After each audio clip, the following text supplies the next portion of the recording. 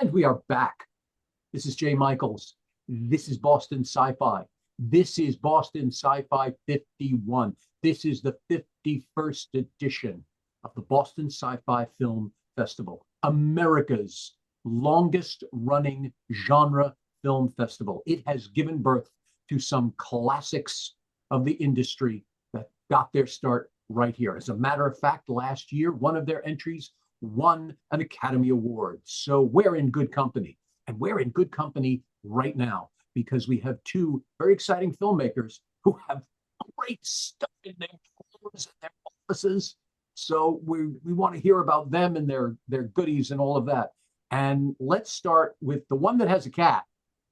I think she's going to join us for this. That is totally fine. Mine's locked outside. I think he's lodging a complaint because he can't come in. Jimmy, tell us all about your film.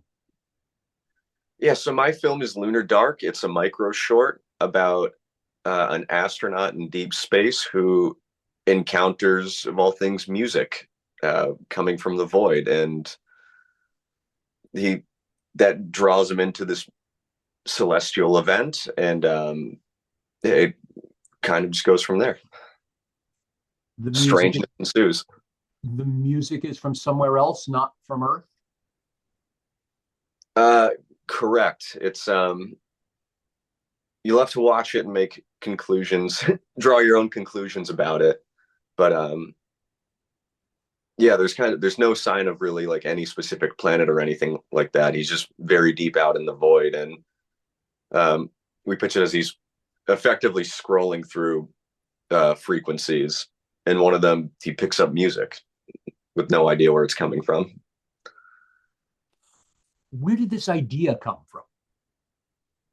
So the inspiration from this actually came from a friend of mine in 2024 shared with me a music company called Lunar Dark was doing a competition to promote the company. They had a song that they just released, and to kind of help promote themselves, they did a competition with a cash prize where they said basically just make a short film, use the song.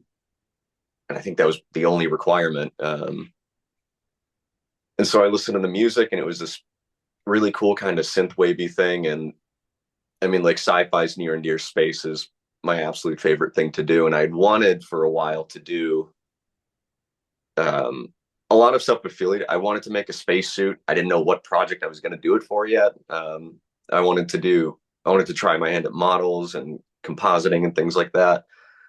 And I heard this song once, and it all clicked, and I was like, oh yeah, this is perfect. So I think we did it in about 2 or 3 weeks. It was kind of a sprint. But yeah, it all kind of, like, the music kind of informed what the story might be.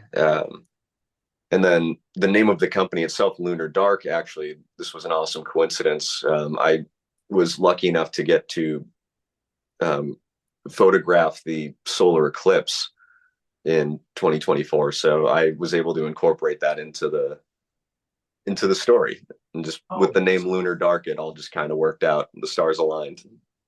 So you have this whole cacophony of the commercialism, if you will, because we're talking about a contest about actual moments in history. We're talking about the eclipse. We're talking about something that's near to everyone in one form or another's music. Wow, this is a micro short. How long is a micro short?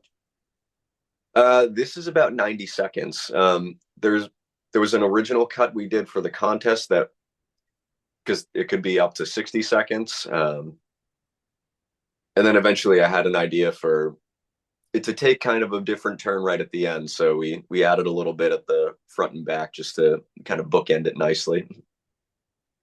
Wow. So in 90 seconds, you're handing us this highly intellectual, highly sensitive piece of work. Wow. What's it like to edit something that short?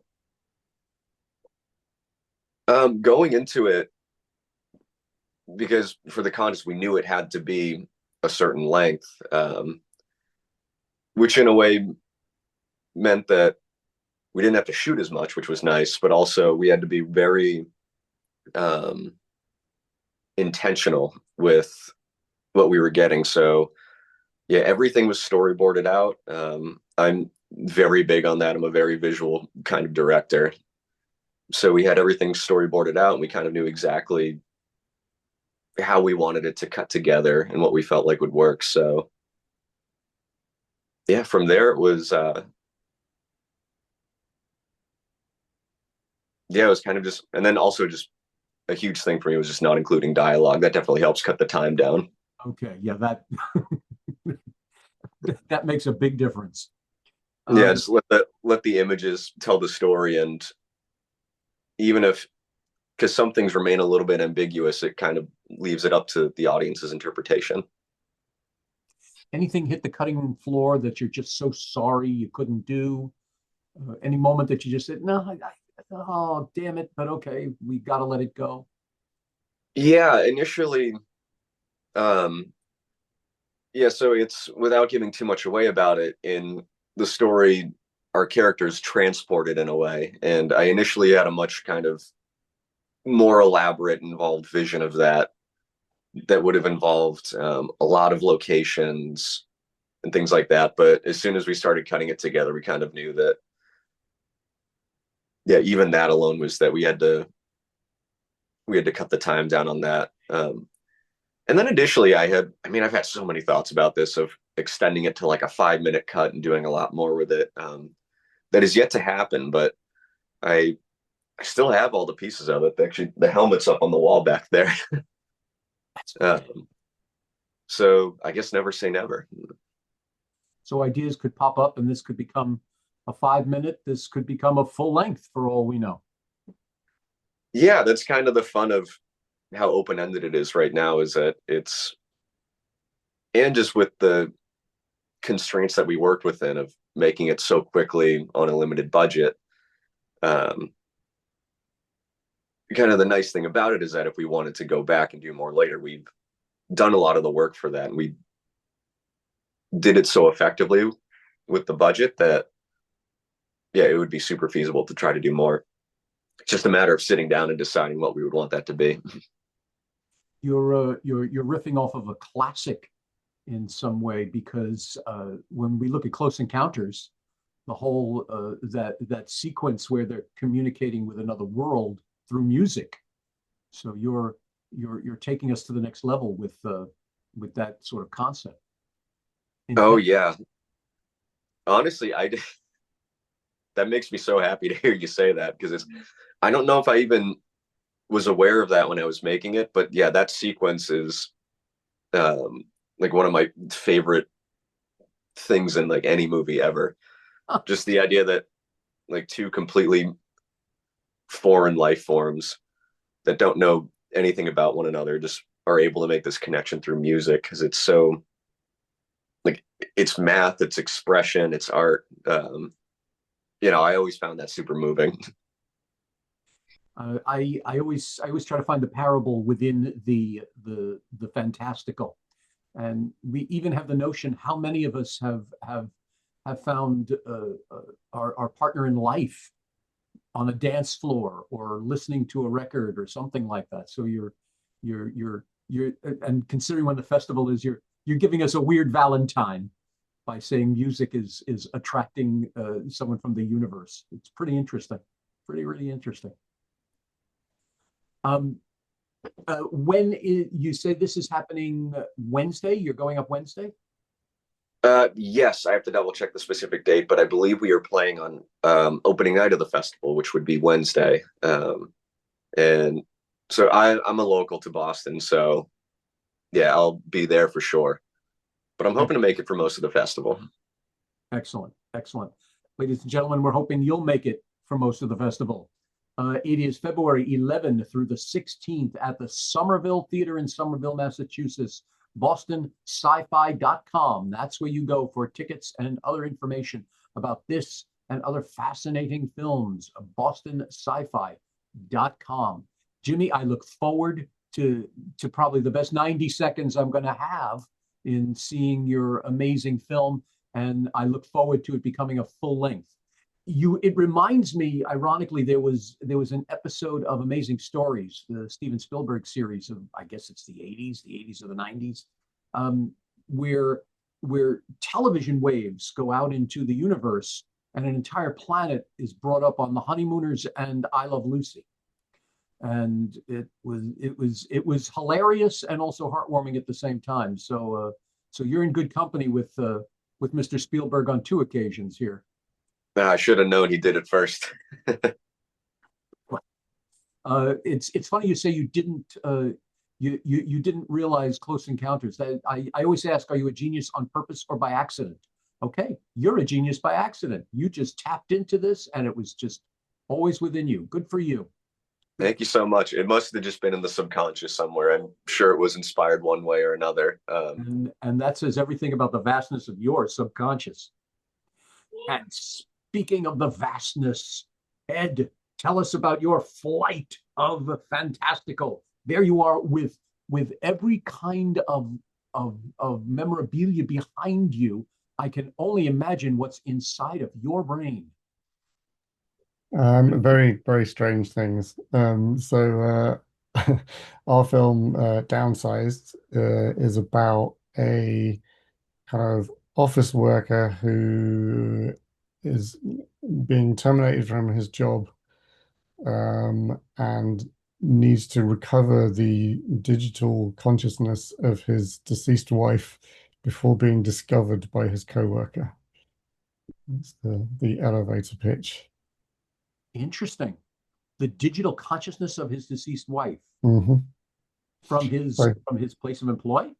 yeah, so this is kind of a world in the, I don't know, near or far future where there's been some sort of horrible global like event where people are now kind of basically isolated and living in homes, and many people opt to transfer to live entirely digitally. And he works for a company that does this, and he is one of the few remaining employees. Wow. You're tapping into a parable right there because when we talk about our imagery in terms of AI, everyone's so worried about their voice being copied, about their faces being copied with facial recognition, etc. Yeah. With AI. So you're hitting a very strong parable there, and you're picking that series of last season that got such phenomenal notice about office workers who lead double lives. Yeah, so yeah, I can't lie. Severance definitely was provided some inspiration for this one. Very cool. There's a comedy series called Upload that does something similar. I think it's on Amazon that talks about consciousness of those who have since passed. So this seems to be out in the ethers there. This seems to be some really intense thinking, and you've tapped into this. What made you think about this? What made you create this? Yeah, so I mean, yeah, I say like the inspiration from the TV show, but also like more bureaucratic kind of stuff. In weirdly, the comedy film Office Space, like that kind of like the bureaucracy, kind of that office-based stuff from that. And like it's also tinged with like he's trying to rescue someone he loves that he's lost. So there's a kind of element of like love and grief mixed in there as well. So it's yeah, all kind of wrapped up in this kind of weird, slightly dystopian sci-fi world. More than slightly dystopian because it's I get this very sad feeling as you're saying this, thinking that a corporation could own the consciousness, the remnants of someone we love. It's another parable coming out of yours is the notion of the work-life balance. It's Yeah. when does work stop and life begin, or vice versa. Yes, yeah, absolutely. They kind of take control of these people who are uploaded, and they become the property of the company. So it's like they're kind of these individuals are giving themselves over, and like they're becoming free in one sense. They're no longer confined in the kind of physical world, but they're then like essentially owned and controlled by somebody in the digital world. So it's kind of, what the price of freedom, I guess. I arguably you've tapped into probably our greatest fear now about our loss of identity, about about it being taken away. You know, we talk about identity theft, and we hear when a credit card is taken or when someone uses our name or whatever, and we look at it as a momentary inconvenience sometimes, but it's really shocking. It's really painful to think where it could go. And you're showing us yes, a dystopian place where it's going to go. Wow, wow, good for you. Good for you. I always commend the filmmakers who say, okay, you think this is so good, okay, look at it from all sides.